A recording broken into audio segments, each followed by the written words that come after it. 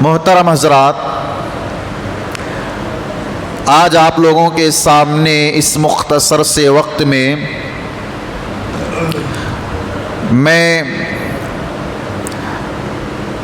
دعاؤں کو کیسے مؤثر بنائیں یا دعاؤں کو ہم اللہ تعالیٰ کے یہاں کیسے قبول کروائیں، اس سے متعلق کچھ باتیں رکھوں گا،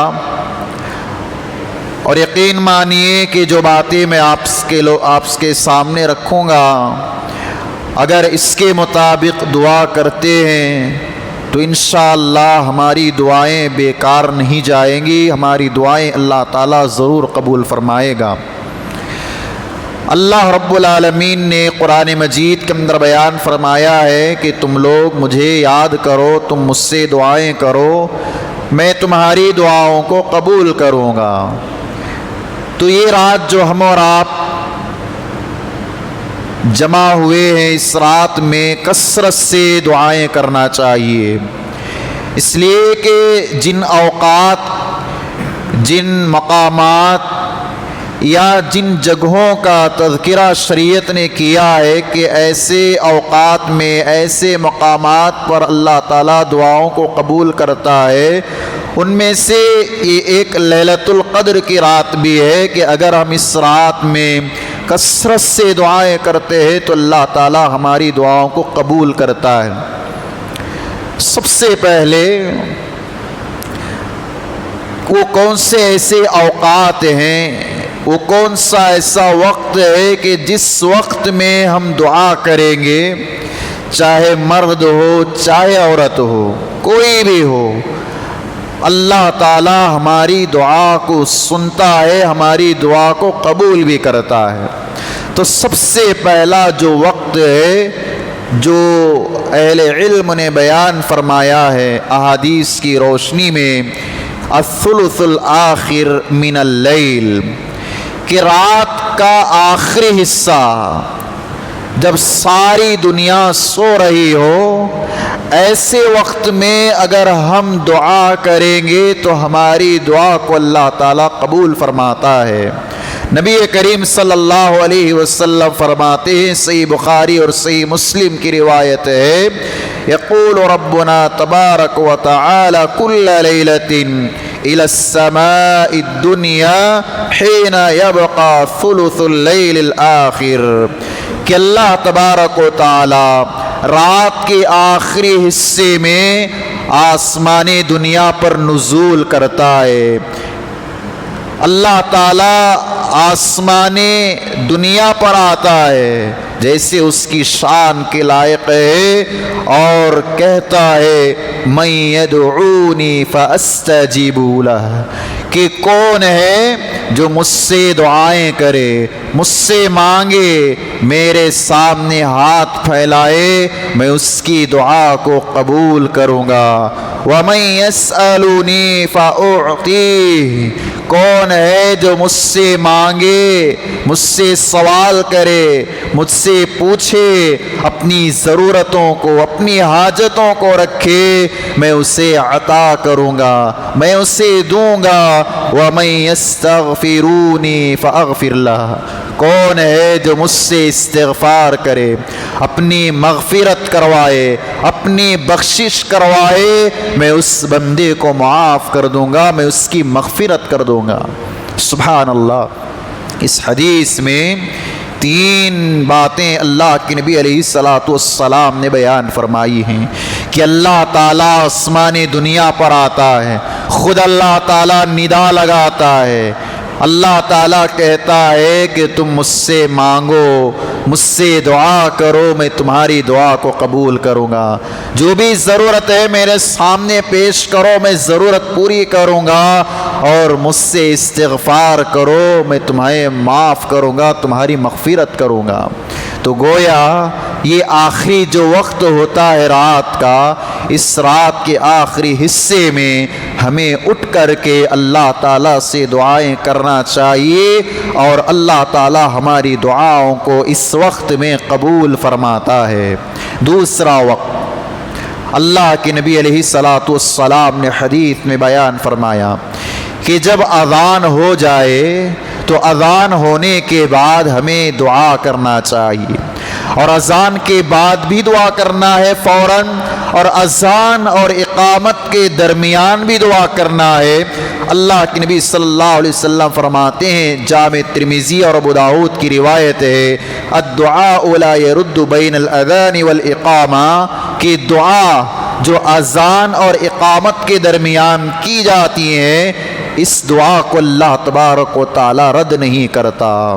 تو گویا یہ مستجاب اوقات میں سے ایک وقت ہے کہ جیسے ہی ہم نے مؤذن کی اذان سنی، اذان سننے کے بعد اقامت اور اذان کے درمیان جو وقفہ ہے، اس وقفے میں ہم دعا کریں گے تو یقیناً اللہ تعالی ہماری دعا کو قبول فرمائے گا۔ تیسرا وقت، اللہ کے نبی علیہ الصلاۃ والسلام نے حدیث میں بیان فرمایا ہے کہ جب ہم اور آپ سجدے کی حالت میں ہوتے ہیں تو ایسے وقت میں اللہ تعالیٰ سے دعائیں کثرت سے کرنا چاہیے، جیسے صحیح مسلم کی روایت ہے، اللہ کے نبی علیہ السلام نے فرمایا، اقرب ما یکون العبد من ربہ وہو ساجد فاکثر الدعاء۔ لوگوں، ایک بندہ سجدے کی حالت میں اللہ تعالیٰ کے بالکل قریب ہوتا ہے، چاہیے کہ سجدے کی حالت میں اللہ تعالیٰ سے کثرت سے دعائیں کریں۔ تو گویا اس حدیث میں اللہ کے نبی علیہ السلام نے ہمیں بیان فرمایا ہے کہ سجدے کی حالت میں جب ہم ہوں تو سجدے کی حالت میں اللہ تعالیٰ سے کثرت سے دعا کرنا چاہیے۔ سجدے کی حالت میں اللہ تبارک و تعالیٰ دعا کو قبول فرماتا ہے۔ اسی طرح سے ایک وقت ہم اور آپ روزے سے ہوتے ہیں دن میں، تو ایسے وقت میں جب ہم افطار کر رہے ہوں، افطاری کرنے کے قریب ہوں، اس وقت میں ہم دعا کریں گے تو اللہ تعالی ہماری دعا کو قبول فرمائے گا۔ جیسے سنن ابن ماجہ کی اور مستدرک حاکم کی روایت ہے، اللہ کے نبی علیہ السلام نے فرمایا، ان للصائم عند فطرہ دعوۃ لا ترد، کہ آدمی روزے سے ہے اور افطاری کا عین وقت ہے، ایسے وقت میں روزے دار کی جانے والی دعا قبول ہوتی ہے، اس کی دعا کو اللہ تبارک و تعالی رد نہیں کرتا۔ تو گویا روزے دار روزہ افطار کرنے سے پہلے دعا کرا تو اللہ تعالیٰ اس کی دعا کو قبول کرتا ہے۔ اسی طرح سے دعا کے قبولیت کے اوقات میں سے ایک وقت یہ ہے جمعہ کا دن۔ جمعہ کا دن بڑا مقدس دن ہوتا ہے مسلمانوں کے لیے۔ اس وقت میں اللہ تعالیٰ نے ایک ایسا وقت رکھا ہے، ایک ایسی گھڑی رکھی ہے کہ آدمی اس وقت میں دعا کرے گا تو یقیناً اللہ تعالیٰ اس شخص کی دعا کو قبول فرماتا ہے۔ نبی کریم صلی اللہ علیہ وسلم فرماتے ہیں، صحیح بخاری اور صحیح مسلم کی روایت ہے، فیہ ساعۃ لا یوافقها عبد مسلم وهو قائم یصلی یسأل اللہ شیئا الا اعطاہ ایاہ، کہ جمعہ کے دن اگر کوئی بندہ، ایک ایسی گھڑی اللہ تعالیٰ نے رکھی ہے، اس وقت میں اللہ سے دعا کرتا ہے، کچھ سوال کرتا ہے، کچھ مانگتا ہے، اللہ تبارک و تعالیٰ اس بندے کو عطا کرتا ہے۔ یہاں پر اہل علم نے بیان فرمایا ہے کہ جمعہ کا پورا دن ہے، اس دن میں وہ کون سا ایسا وقت ہے، کون سی ایسی گھڑی ہے کہ جس میں اللہ تعالیٰ بندے کی دعا کو قبول کرتا ہے؟ اہل علم نے بیان فرمایا کہ جب امام خطیب ممبر پر چڑھتا ہے، چڑھنے سے لے کر اترنے تک اس درمیان میں جو دعا کی جاتی ہے اس دعا کو اللہ تعالیٰ قبول فرماتا ہے۔ اور بعض اہل علم نے بیان فرمایا کہ یہ جو وقت ہے جو بہت ہی تھوڑا ہے، یہ وقت عصر کے بعد سے لے کر مغرب کی اذان تک رہتا ہے۔ اس درمیان میں اگر کوئی بندہ دعا کرتا ہے تو اللہ اس بندے کی دعا کو قبول فرماتا ہے۔ تو جمعہ کا دن ہمارے پاس جب آئے یا جمعہ کا دن ہم پائیں تو عصر کے بعد سے لے کر مغرب کی اذان تک ہم اللہ سے دعائیں کرتے رہیں تو یقیناً اللہ تعالی ہماری دعاؤں کو قبول فرمائے گا۔ سلف صالحین میں سے بہت سارے ایسے اسلاف تھے کہ عصر کی نماز پڑھنے کے بعد وہ مسجد ہی میں بیٹھے رہتے تھے، مغرب کی اذان تک مغرب کی نماز پڑھ کر کے اپنے گھروں کو جاتے تھے۔ کوئی بیمار ہے اسے شفا دینا ہے، اس کے حق میں دعا کرنا ہے، بیماری کو ختم کرنا ہے، عصر سے لے کر کے مغرب کے درمیان اللہ سے دعا کر رہے ہیں، اللہ تعالیٰ ان کی دعا کو قبول کر کے انہیں بیماری سے نجات دیتا ہے۔ کوئی پریشان حال ہے، عصر سے لے کر مغرب کے درمیان دعا کر رہے ہیں، اللہ قبول کر کے ان کی پریشانیوں کو دور کر رہا ہے۔ تو گویا یہ عصر کے بعد سے لے کر مغرب تک کے درمیان جو وقت ہوتا ہے یہ دعا کی قبولیت کا وقت ہے، ہمیں اور آپ کو اس وقت میں دعا کرنا چاہیے۔ اسی طرح سے جب بارش نازل ہو رہی ہو، جب اللہ تبارک و تعالیٰ بارش نازل کر رہا ہو، ایسے وقت میں بھی ہمیں دعا کرنا چاہیے۔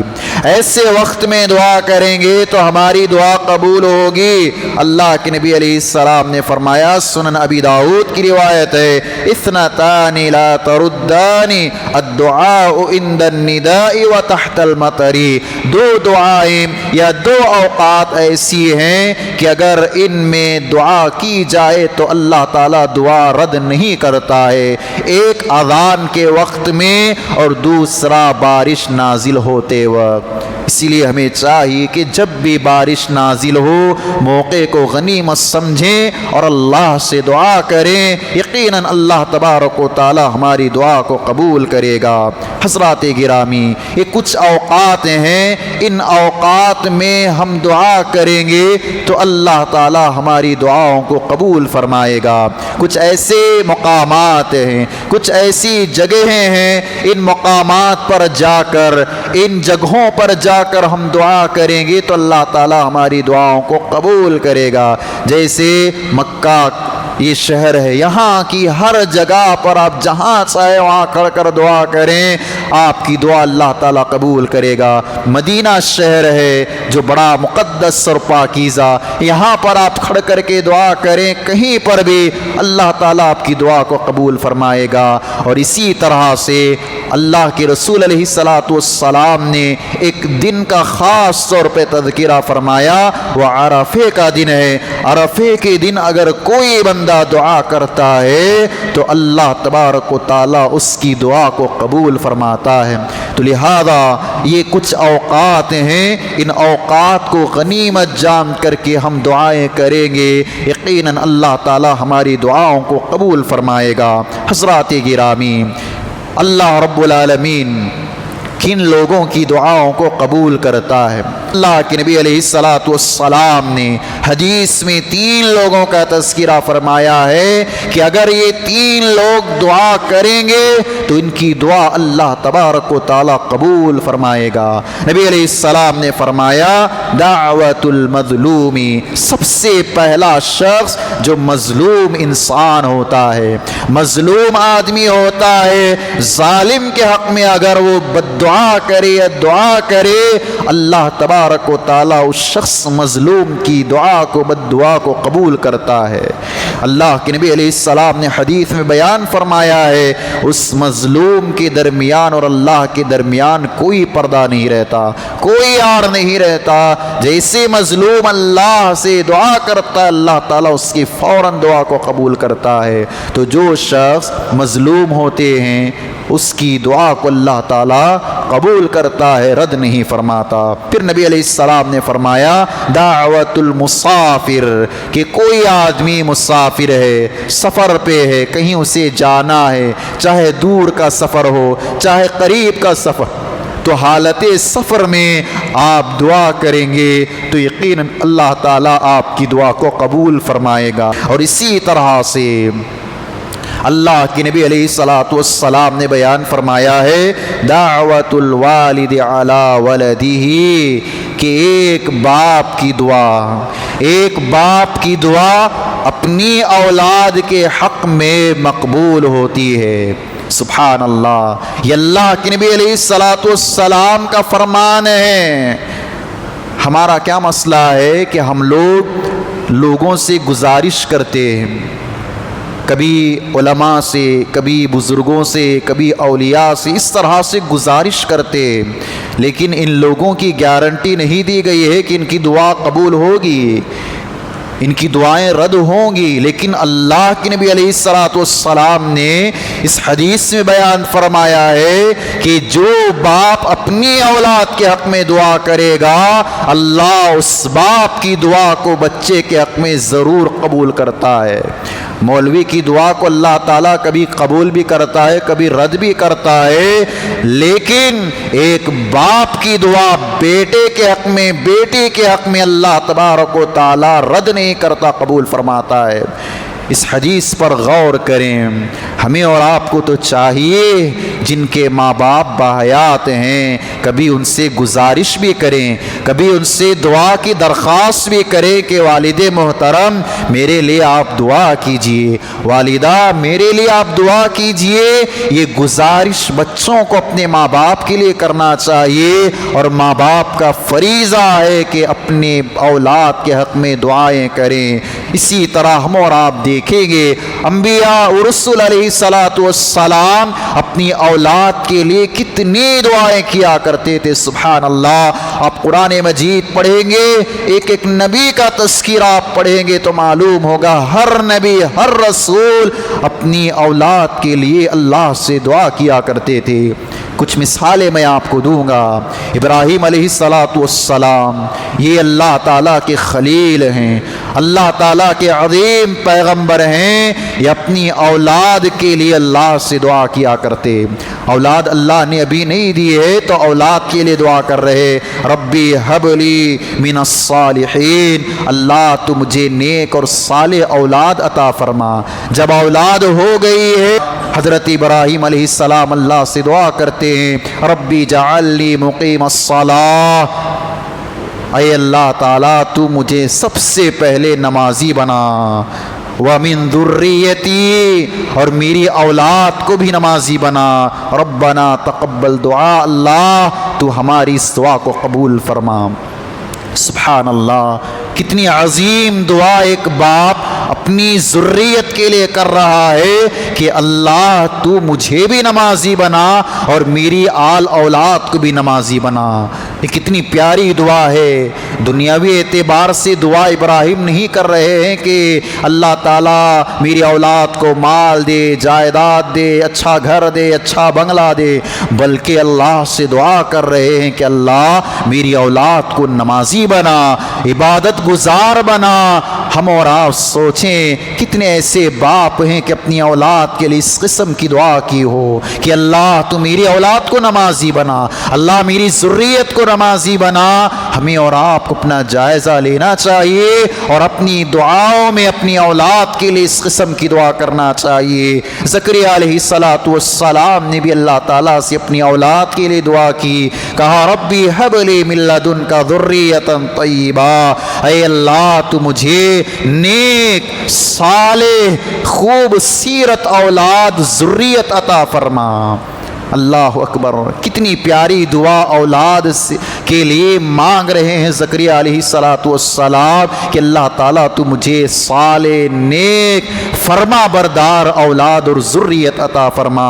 اسی طرح یعقوب علیہ الصلوۃ والسلام اپنی اولاد کے لیے دعا کرتے، سوف استغفر لکم ربی انہ هو الغفور الرحیم، میں عنقریب تمہارے حق میں اللہ سے استغفار کروں گا۔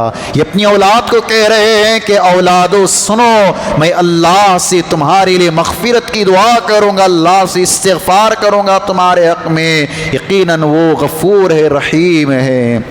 دیکھیے ایک باپ اپنی اولاد کے لیے استغفار کی دعا اللہ تعالیٰ سے کر رہا ہے کہ اللہ میری اولاد کو معاف کر دے، میری اولاد کی مغفرت فرما، میری اولاد کو تو بخش دے۔ اس قسم کی دعا ہمیں اور آپ کو اپنی اولاد کے لیے کرنا چاہیے۔ اسی طرح میرے بھائیوں، اولاد کے حق میں ماں باپ کی دعا اللہ تبارک و تعالیٰ قبول فرماتا ہے۔ اور اولاد کی دعائیں ماں باپ کے حق میں اللہ تعالیٰ قبول کرتا ہے۔ یہ دونوں چیزیں ہیں، ماں باپ اگر اولاد کے حق میں کریں گے تو اللہ تعالیٰ قبول فرماتا ہے، بچے اپنے ماں باپ کے حق میں کریں گے تب بھی اللہ تعالیٰ ماں باپ کے حق میں کی گئی دعائیں بچوں کی قبول کرتا ہے۔ اور اللہ سبحانہ تعالیٰ نے ہمیں اور آپ کو ماں باپ کے لیے بہترین دعا سکھلائی ہے کہ ان کے حق میں ہم دعا کریں کہ رب ارحمہما کما ربیانی صغیرا۔ یہ دعا ہر اولاد کو، ہر بچے کو، چاہے مرد ہوں چاہے عورتیں ہوں، اپنے ماں باپ کے حق میں یہ دعا کرتے رہنا چاہیے، رب ارحمہما کما ربیانی صغیرا۔ اے اللہ میرے ماں باپ نے جیسی میری تربیت کی ہے اللہ ویسے ان پر تو رحم فرما، ویسے میرے ماں باپ پر رحم فرما جیسے انہوں نے مجھے بچپن میں پالا ہے، میری پرورش کی ہے، میری ہر طرح سے خیال میرا رکھا ہے، اللہ تعالیٰ تو ان پر رحم فرما۔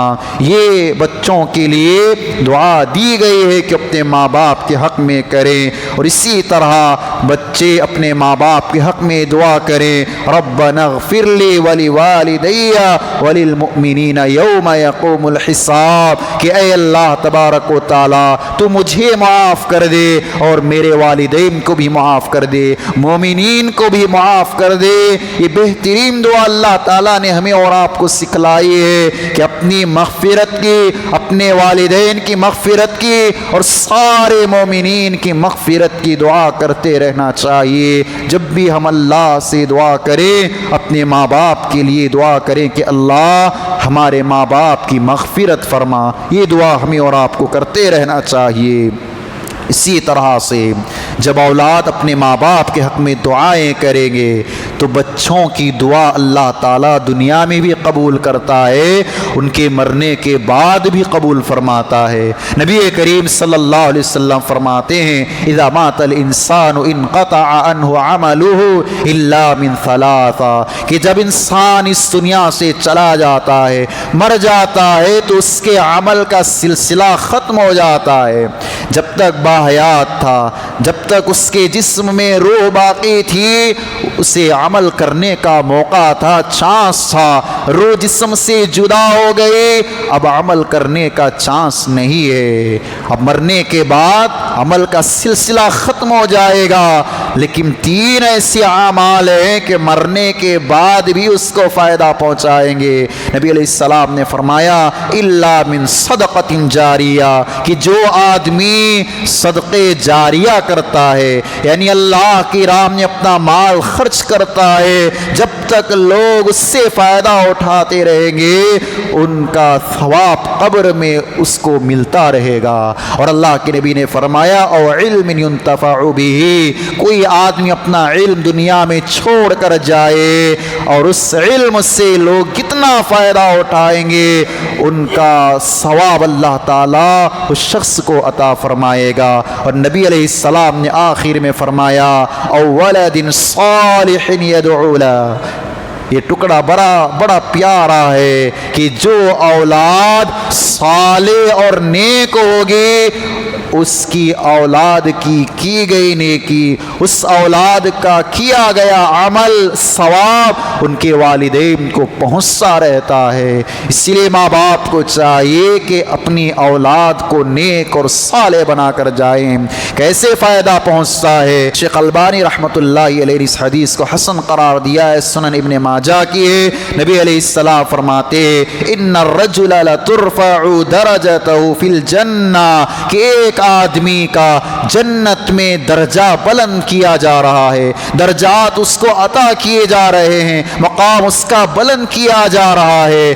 اب وہ دیکھ کر کہتا ہے فیقول ان ھذا، یہ کیسے ہو رہا ہے؟ نہ تو میرے ایسے اعمال ہیں، نہ ہی میں نے کچھ ایسا کام کیا ہے کہ اللہ مجھے جنت میں درجات دے رہا ہے، میرا مقام اونچا کر رہا ہے۔ تو فیقال، کہا جاتا ہے باستغفاری ولدک لک، یہ تمہاری اولاد کا استغفار کرنا ہے۔ تمہاری اولاد تمہارے حق میں دعا کر رہی ہے مغفرت کی، رحمت کی، یہ دعا کا تمہاری اولاد کا اثر ہے کہ اللہ تعالیٰ تمہارے درجات کو بلند کر رہا ہے۔ تو گویا مرنے کے بعد ماں باپ قبر میں پہنچ چکے ہیں، ان کا معاملہ اللہ کے یہاں جیسا بھی ہو، بچے اگر دعا ماں باپ کے حق میں کرتے ہیں تو یقیناً اللہ تبارک و تعالیٰ بچوں کی دعا ماں باپ کے حق میں قبول فرماتا ہے۔ لہذا میرے محترم، ہمیں چاہیے کہ بچے ماں باپ باحیات ہوں تب بھی دعا کرے، ماں باپ انتقال کر گئے ہوں تب بھی ان کے حق میں مغفرت کی دعا کریں۔ اسی لیے ہمیں اللہ تعالیٰ نے یہ تعلیم دی ہے، نبی کریم صلی اللہ علیہ وسلم نے ہمیں سکھلایا ہے کہ ماں باپ کے حق میں دعا کریں۔ یہ دعا ہر کوئی اپنی دعا میں کرتے رہیں۔ رب ارحمہما کما ربیانی صغیرا، رب ارحمہما کما ربیانی صغیرا۔ حضرات گرامی، بچوں کی دعائیں اللہ قبول کرتا ہے، ساتھ ہی ساتھ ماں باپ کی دعائیں بھی قبول ہوتی ہیں۔ جیسے میں نے اس سے قبل کہا کہ باپ کی دعا بچے کے حق میں قبول ہوتی ہے، اسی طرح سے ایک ماں کی دعا بھی بچوں کے حق میں اللہ تبارک و تعالیٰ قبول فرماتا ہے۔ حضرات گرامی، ہمارا جائزہ لیں، آج کتنی ایسی مائیں ہیں، کتنی ایسی خواتین ہیں کہ اپنے بچوں کے حق میں دعائیں دیتی ہوں، خیر کی دعائیں، ان کی ترقی کی دعائیں، ان کی مغفرت کی دعائیں، ان کے لیے رحمت کی دعائیں، ان کی زندگی اچھی گزرنے کی دعائیں، ان کے دین پر استقامت کی دعائیں۔ کتنی ایسی مائیں ہیں جو اپنی اولاد کے حق میں اس قسم کی دعائیں دیتی ہوں۔ اللہ ماشاء اللہ بہت کم ایسی مائیں ہوں گی جو اپنی اولاد کو اس قسم کی دعائیں دیتی ہیں۔ اگر جائزہ لیا جائے تو مائیں دعاؤں سے زیادہ اپنی اولاد کے حق میں بد دعائیں زیادہ کرتی ہیں، لعن طعن زیادہ کرتی ہیں، بد دعائیں بہت زیادہ کرتی ہیں۔ ہونا تو یہ چاہیے کہ مائیں اپنی اولاد کے حق میں دعائیں کریں۔ یقیناً اللہ تعالی ماؤں کی دعاؤں کو اولاد کے حق میں قبول فرماتا ہے۔ ہم اور آپ جمعہ کے خطبات میں، دروس میں اور دیگر پروگرامز میں احادیث سنتے ہیں۔ صحیح بخاری کا نام ہمارے سامنے آتا ہے۔ آپ جانتے ہیں کہ امام بخاری کون تھے، جنہیں شرف حاصل ہے کہ یہ امیر المؤمنین فی الحدیث ہے، اصح الکتب بعد کتاب اللہ۔ صحیح بخاری کو یہ مقام حاصل ہے کہ قرآن مجید کے بعد سب سے صحیح ترین اگر کوئی کتاب ہے تو امام بخاری کی کتاب صحیح بخاری۔ اللہ تعالیٰ نے یہ شرف اور یہ فضل امام بخاری رحمۃ اللہ علیہ کو عطا فرمایا۔ امام بخاری رحمۃ اللہ علیہ ایسے ہی امام بخاری نہیں بنے، انہوں نے اپنی صحیح کے اندر جب بھی کوئی حدیث لکھنا ہوتا، جب بھی کوئی حدیث یہ درج کرتے، سب سے پہلے آپ غسل کرتے، وضو بناتے، 2 رکعت وضو پڑھتے، استخارہ کرتے اور اس کے بعد اس حدیث کو اپنی کتاب میں لکھتے۔ اس وقت تک آپ حدیث کو نہیں لکھتے، اور یہ کہاں پر لکھتے؟ نبی کریم صلی اللہ علیہ وسلم کے روضے کے پاس بیٹھ کر کے لکھتے، حرم شریف میں لکھتے۔ یہ امام بخاری ہیں۔ امام بخاری رحمۃ اللہ علیہ جب پیدا ہوئے تو نابینا تھے، ان کی آنکھیں نہیں تھیں۔ ان کی ماں بڑی عابدہ، زاہدہ، اللہ والی، تقوی والی خاتون تھی۔ ان کی ماں اللہ سے سب سے زیادہ اپنے بچے کے حق میں دعائیں کرتی تھیں، رو رو کے دعائیں کرتی کہ اللہ میرے بچے کی بینائی کو لوٹا دے، میرے بچے کی آنکھیں واپس کر دے۔ رو رو کر اللہ تعالیٰ سے دعا کرتی ہیں۔ یہ فرماتی ہیں کہ ایک مرتبہ میں رات میں دیکھتی ہوں کہ حضرت ابراہیم علیہ السلام میرے خواب میں آئے اور آ کر کے خوشخبری سنا رہے ہیں، ان اللہ تبارک و تعالی قد رد بصر ابنک بکثرت دعائک و بکائک۔ یقیناً اللہ تبارک و تعالی تمہارا یہ گڑ گڑانا، تمہارا یہ رونا، تمہارا یہ آنسو بہانا، اپنی اولاد کے لیے کثرت سے دعا کرنا اللہ نے قبول فرمایا ہے۔ تمہاری اولاد کو اللہ نے آنکھیں واپس عطا فرمائی ہیں۔ وہ فرماتی ہیں کہ صبح میں دیکھتی ہوں کہ میرے بچے کی آنکھیں واپس آ گئیں۔ وہ ایسا دیکھتا تھا، اہل علم نے لکھا ہے کہ اللہ نے اتنی زیادہ امام بخاری کو روشنی عطا فرمائی کہ چاند کی جو 14ویں رات کا چاند ہوتا ہے، اس رات میں بیٹھ کر کے انہوں نے تاریخ کبیر لکھا۔ یہ تاریخ کبیر چاند کی روشنی میں بیٹھ کر کے انہوں نے ترتیب دیا ہے، لکھا ہے۔ اللہ سبحانہ وتعالی نے اس ماں کی دعا امام بخاری کے حق میں قبول فرمایا، اور ان کی دعا کے ذریعے سے اللہ تعالیٰ نے انہیں آنکھیں واپس لوٹائی، بینائی عطا فرمائی۔ تو گویا ماؤں کی دعائیں اللہ تبارک و تعالیٰ قبول فرماتا ہے، تو لہذا مائیں اپنی اولاد کے حق میں دعائیں کرتے رہنا چاہیے۔ اسی طرح سے دور حاضر کا واقعہ بڑا مشہور ہے، آپ نے بھی سنا ہے کہ امام حرم شیخ ڈاکٹر عبد الرحمن السدیس حفظہ اللہ 65 سال کی ان کی عمر ہے، اس سے بھی کچھ آگے پہنچے ہوئے۔ اللہ تعالیٰ نے ان کی آواز میں اتنی چاشنی دی ہے کہ اگر یہ قرآن کی تلاوت کرتے جائیں تو لوگوں کا دل یہ چاہتا ہے کہ شیخ سدیس پڑھتے جائیں اور ہم سنتے جائیں۔ اللہ نے ان کی زبان میں، ان کی آواز میں اتنی تاثیر رکھی ہے۔ یہ شیخ عبد الرحمن السدیس حفظہ اللہ اپنے ایک انٹرویو میں کہتے ہیں کہ میں بچپن میں کھیل کود کی وجہ سے اپنی ماں کی دعا کا نتیجہ ہوں۔ وہ فرماتے ہیں کہ میں کھیل کود کی وجہ سے اپنی ماں کے پاس، میری ماں سالن وغیرہ کچھ بنا رہی تھی، اس میں میں نے مٹی اٹھا کر کے ڈال دیا۔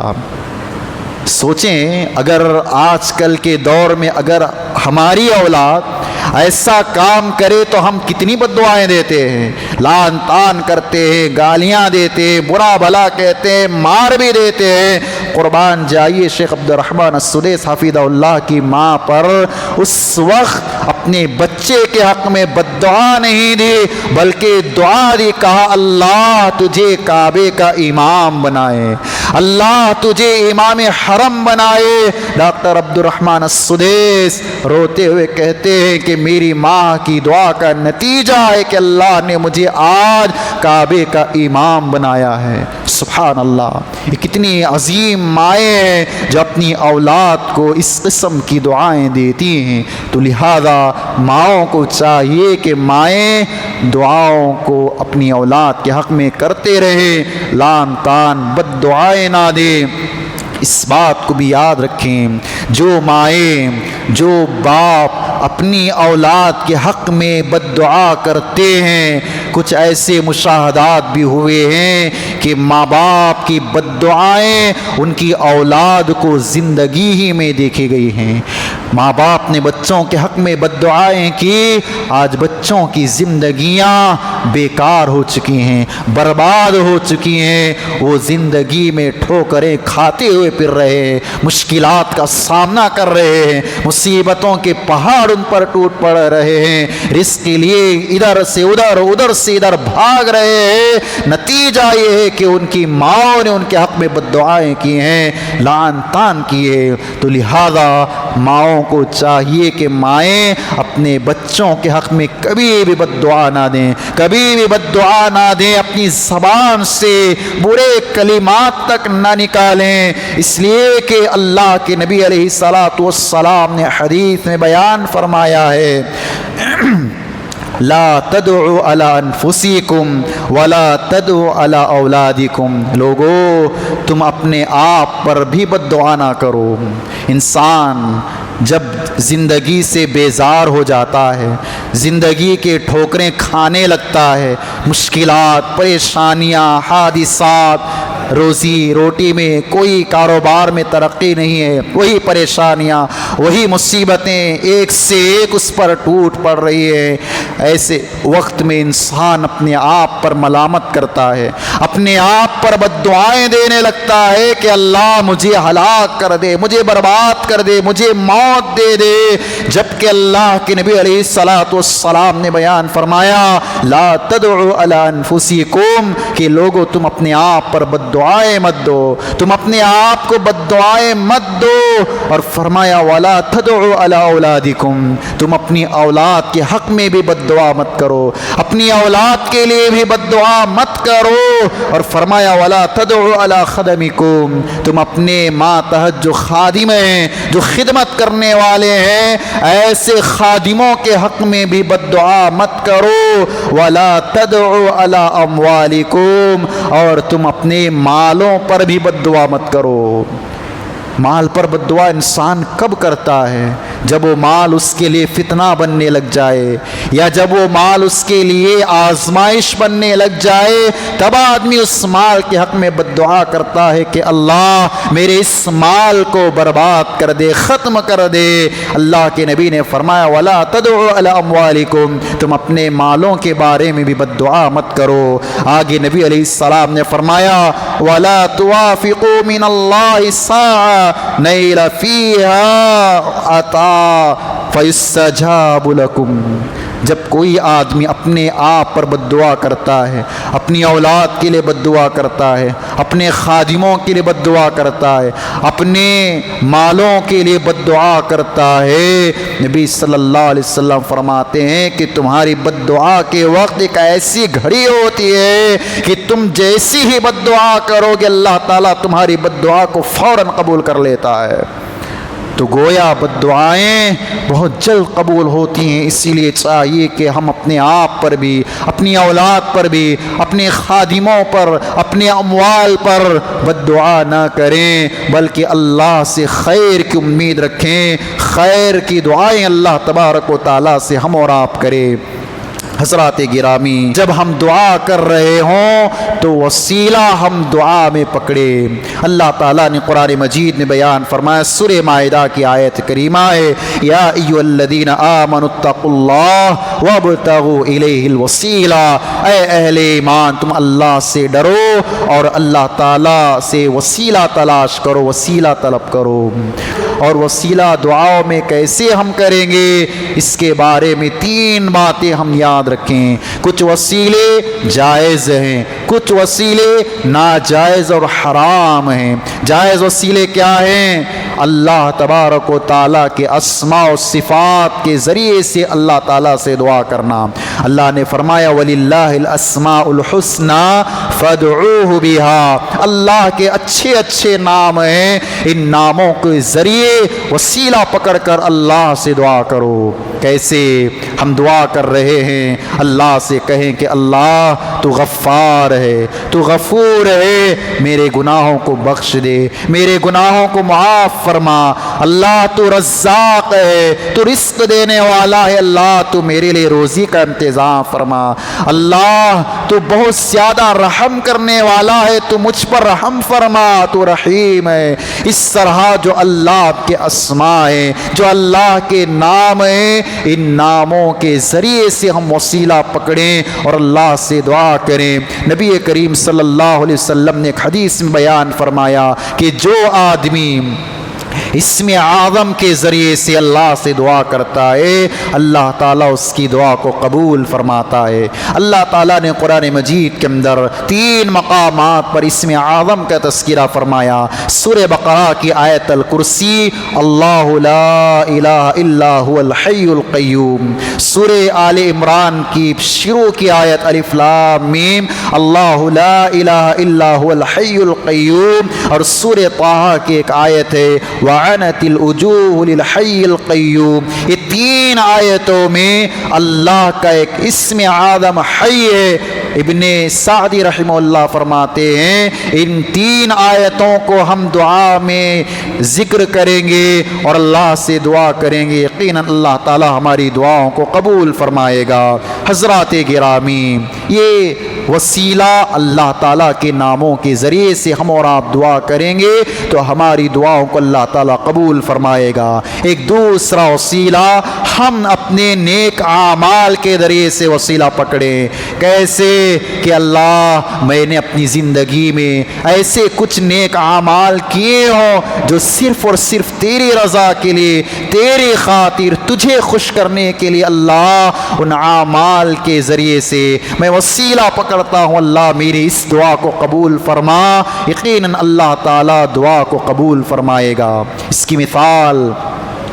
کی مثال جیسے غار والوں کا قصہ ہے کہ 3 لوگ غار میں، بڑا تفصیلی واقعہ ہے، اختصار سے میں پیش کروں کہ غار میں 3 لوگ چھپے ہوئے تھے۔ ان میں سے ایک آدمی ایسا تھا جو ماں باپ کو وسیلہ بنایا۔ ان میں سے ایک آدمی ایسا تھا جو تجارت میں کام کرنے والے کو جو تنخواہ دینی تھی اس کا وسیلہ بنایا۔ اس میں سے ایک آدمی ایسا تھا جو زنا کے قریب جا کر کے اپنے آپ کو بچایا۔ ان تینوں نے اللہ تعالیٰ سے اپنے اس عمل کا وسیلہ بنایا۔ ایک نے کہا کہ اللہ میں اپنے ماں باپ کی بڑی قدر کرتا تھا، ان سے پہلے میں کھانا اپنی اولاد کو نہیں دیتا تھا، اللہ یہ عمل میں نے تیری رضا کے لیے کیا ہے، اگر تو خوش ہے تو اس عمل کا وسیلہ میں تجھ سے طلب کرتا ہوں، ہمیں اس مصیبت سے نجات دے۔ اللہ تعالیٰ نے انہیں نجات عطا فرمائی۔ ایک آدمی نے کہا کہ اللہ میرا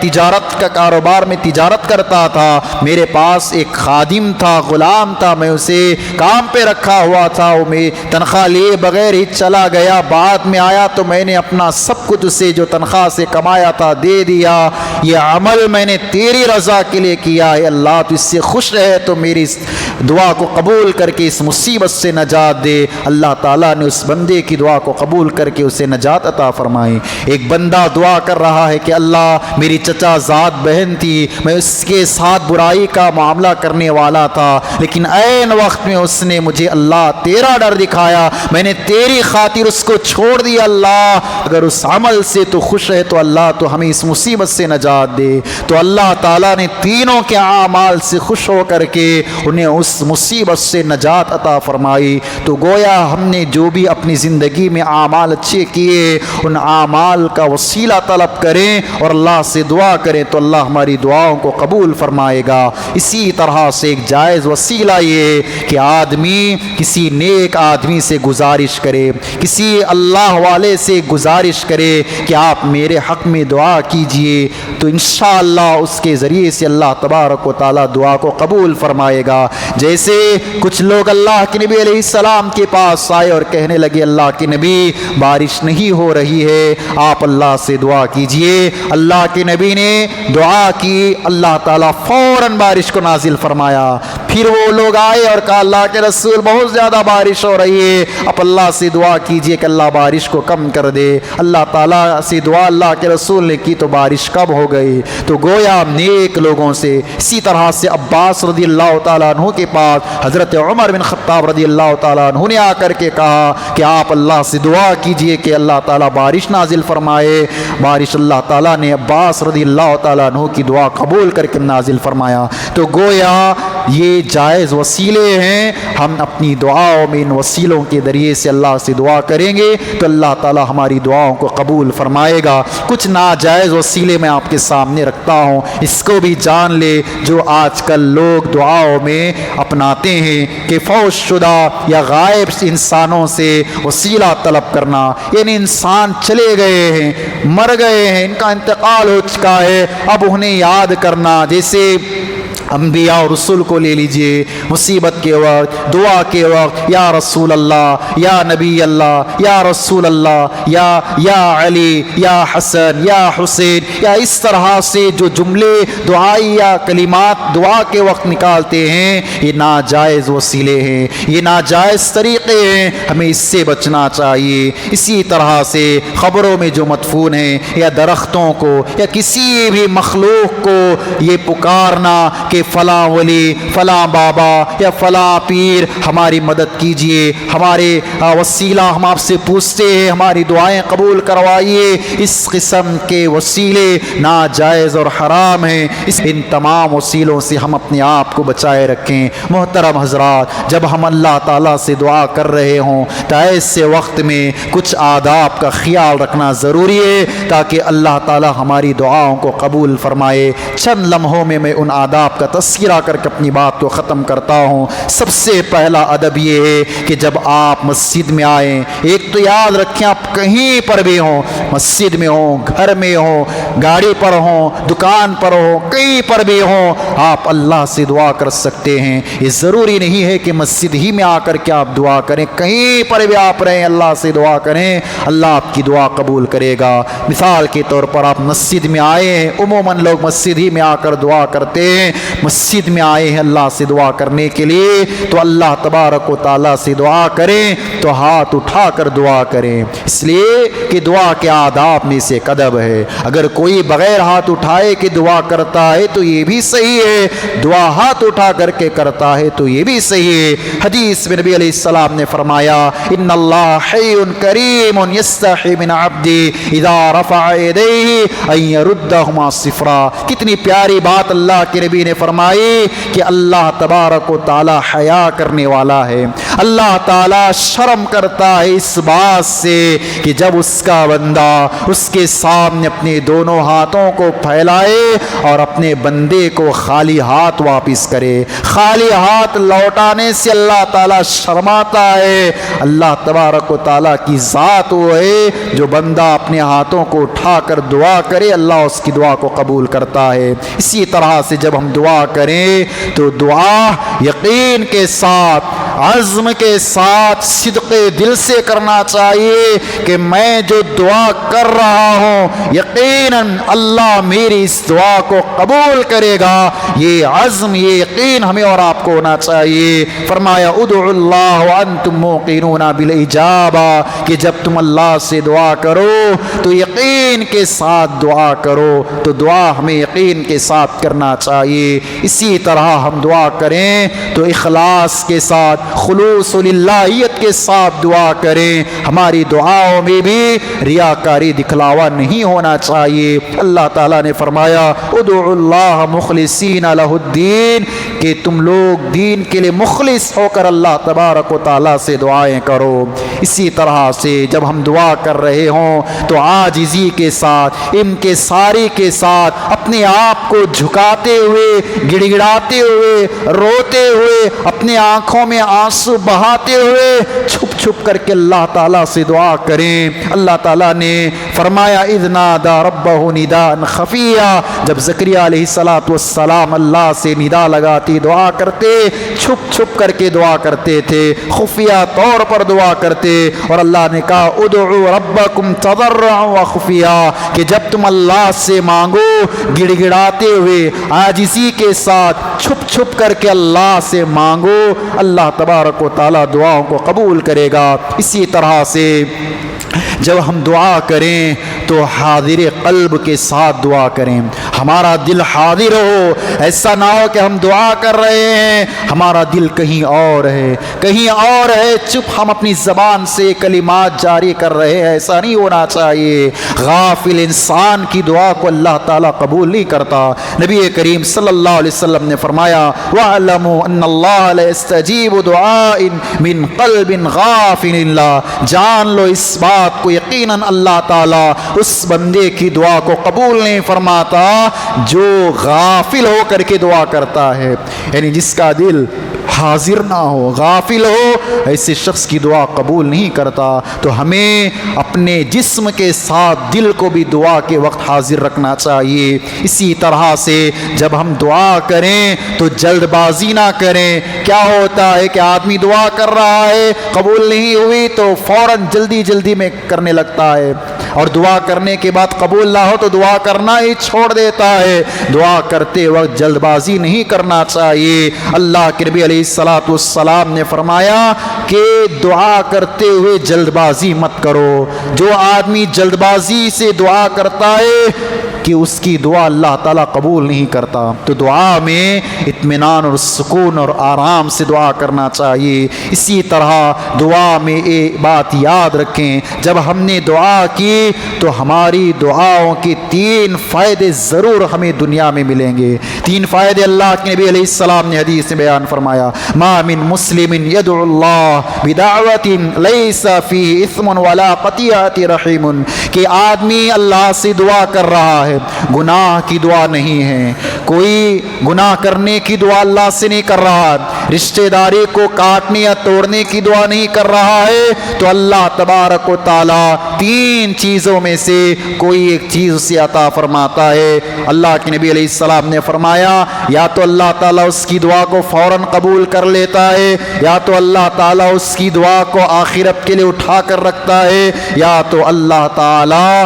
اس کی زندگی میں آنے والی جو بری بلائیں ہیں، مصیبتیں، پریشانیاں، تکلیفیں ہیں، ان کو ٹال دیتا ہے، ان کو دور کر دیتا ہے دعا کرنے کے نتیجے میں۔ اسی لیے میرے بھائیوں، ہمیں اور آپ کو چاہیے ان باتوں کا خیال رکھ کر آداب دعا کو یاد رکھیں اور دعا کریں، اور دعا کرتے ہوئے سب سے پہلے اللہ تبارک و تعالیٰ کی حمد و ثنا بیان کریں، اللہ تعالیٰ کی تعریف کریں، اللہ کی شان بیان کریں، اللہ تعالیٰ کی حمد پڑھیں، سورہ فاتحہ پڑھیں، اور اس کے بعد درود اللہ کے نبی صلی اللہ علیہ وسلم پر پڑھیں۔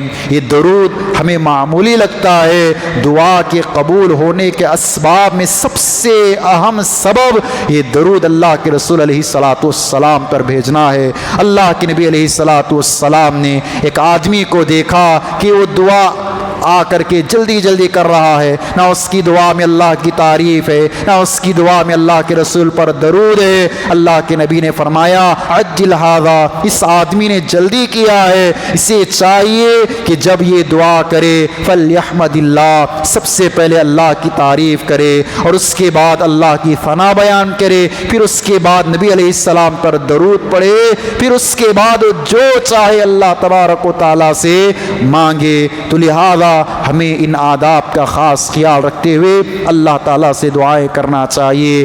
دعائیں اللہ تبارک و تعالیٰ ہر ایک کی قبول فرماتا ہے، کسی کے اللہ تعالیٰ رد نہیں کرتا۔ ضرورت ہے کہ ہم اللہ تعالیٰ سے مانگیں۔ یہ رات اللہ تبارک و تعالیٰ نے ہمیں دیا ہے، اس رات کو غنیمت سمجھ کر اللہ سے خوب دعائیں کیجئے، جو آپ کے دل میں ہے اور جو آپ کے من میں ہے سب کچھ اللہ تعالیٰ سے مانگ لیجئے، اللہ تعالیٰ عطا کرے گا۔ یقین رکھ کر اللہ سے دعا کریے، جو باتیں کہی گئی ہیں ان باتوں پر عمل کرنے کی کوشش کریں، اور جو دعاؤں کے آداب ان کا بھی لحاظ رکھے دعا کریں، یقیناً اللہ تعالیٰ ہماری دعاؤں کو قبول کرے گا۔ اللہ تعالیٰ سے دعا ہے کہ رب العالمین جو باتیں میں نے آپ کے سامنے رکھی ہیں مجھے اور آپ تمام کو کہی ہوئی باتوں پر عمل کی توفیق دے۔ اللہ رب العالمین ہماری دعاؤں کو قبول فرمائے۔ جو بھی ہم اس رات میں رہ کر یہاں پر دعائیں کر رہے ہیں، عبادت کر رہے ہیں، اللہ ہماری عبادتوں کو قبول فرمائے۔ اللہ تعالیٰ ہمیں جب تک دنیا میں زندہ رکھے، ایمان و اسلام پر زندہ رکھے، اللہ ہمارا خاتمہ فرمائے،